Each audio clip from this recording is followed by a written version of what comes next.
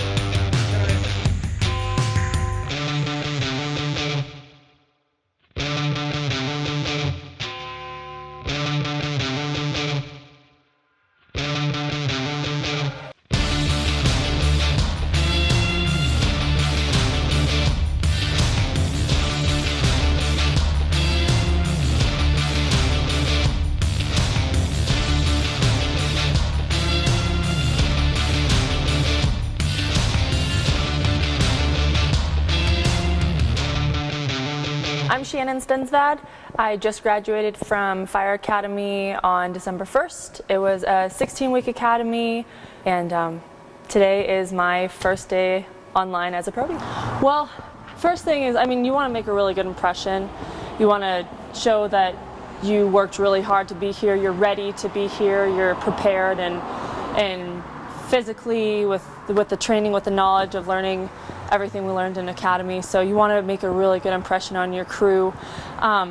One big thing that is kind of a tradition is the rookie brings something in for their very first day, whether it's donuts or ice cream or something. I decided to bring Einstein bagels, kind of use it whenever, and a platter of fruit. So that was fun, just to kind of start off with a smile on everybody's face. But it's nerve-wracking. It is very nerve-wracking because you want to do a great job. You want to prove, like I said, you want to prove you belong here. So it's just kind of pushing through those nerves and getting through it. But I'm very excited, very excited.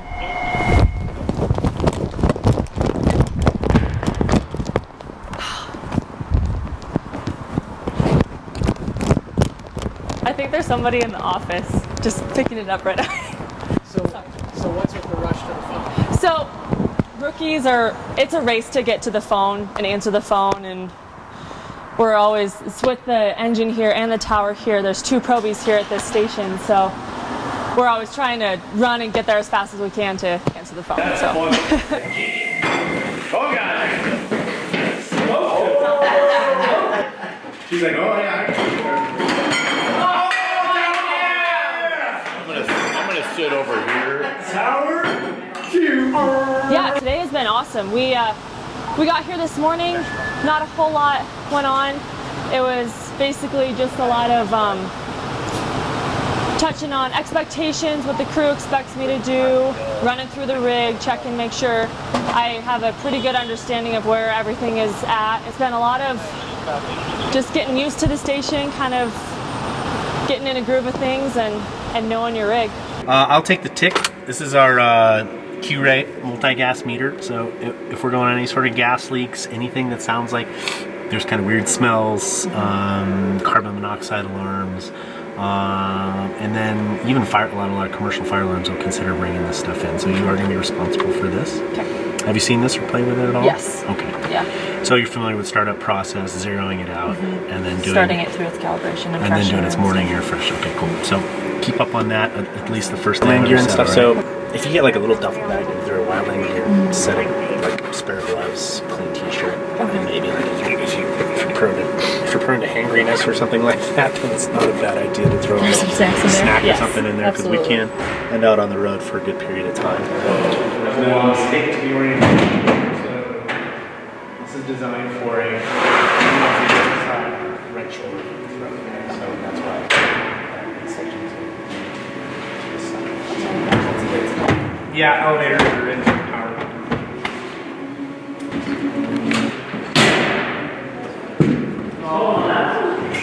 That's right. Okay. Just 5 or so feet of just landing with the ability to keep it clipped and then easy. Good habit, starting up every set at least once besides the one today, then you hear problems.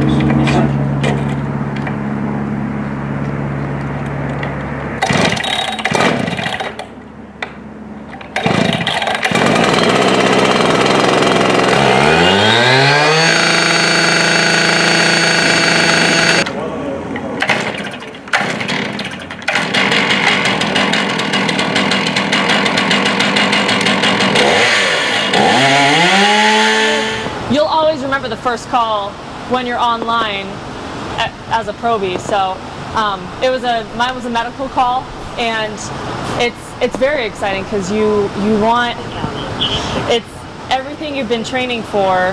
You finally get to apply that to your job, and it's very exciting, and you get amped up, and it's awesome.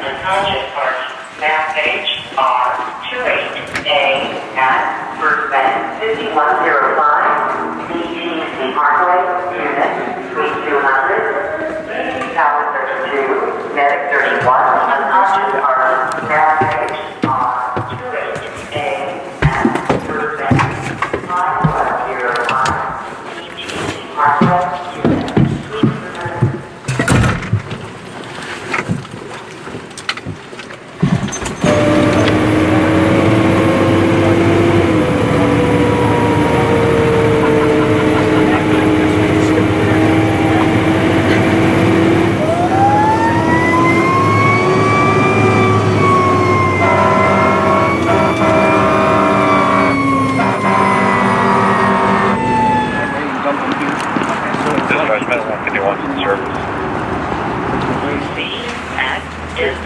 Hospital, 8835, American Way, Tower 45.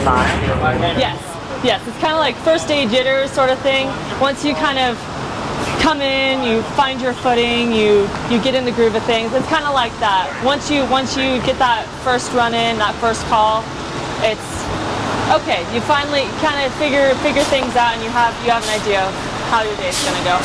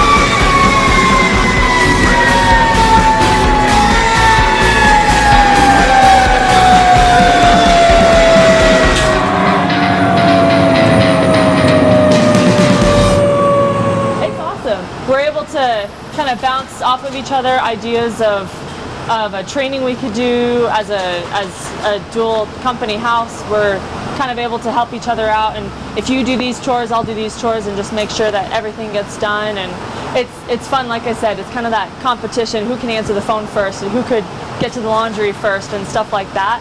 So it adds a friendly extra competition, but it's awesome having a friendly face that you've known we've become really close to academy. I mean, 16 weeks is a really long time to spend 5 days a week, almost sometimes 12 hours a day with these guys. So having one of us, or having two of us in a house is pretty cool.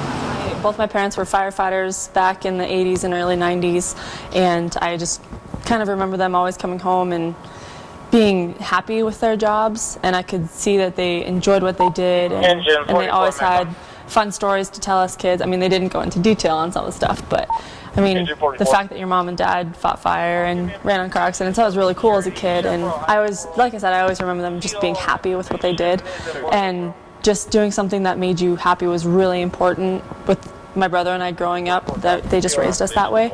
So I tried the whole business school thing. I got my degree in business management, but I knew that wasn't really the end game for me. I knew I wanted to do something more, and I had come back to the idea of firefighting after a couple year stint. And once I took one class at Red Rocks just to see if it was something that I'd want to do, and I dove right in. After that, I fell in love with the fire service, what it represents, the brotherhood along with it, just everything that it encompasses, just helping people on their worst day and being there for people and truly making a difference. It's just something that I really admired, and I wanted to be part of it. SWAT medic really interests me. My brother is a cop, and we go shooting all the time, and I find firearms really awesome and exciting, and just it's a really cool field that I think sadly is very necessary nowadays. I mean, it's a bummer that it has to be part of what we respond to, but it's a very necessary field. So eventually, here there's a lot of very specific requirements. You have to be a medic for X amount of years, you have to pass certain tests and everything like that. But once you do all of that, you get to go shooting, and you get to train and practice and do a whole bunch of stuff with the SWAT teams, and I find that fascinating. I think that is so cool, and being able to act as a medic in that situation, if God forbid a situation would happen in this district that I'm a part of. But again, just being able to help someone on a really bad day and being able to be a part of that would be awesome. So.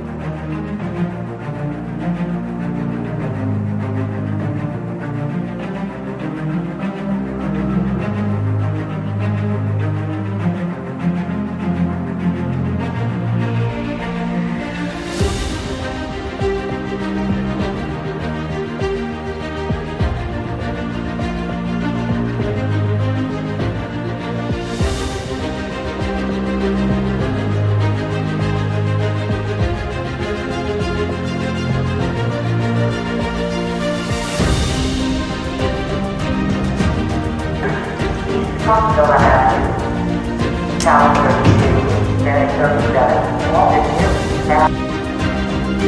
here.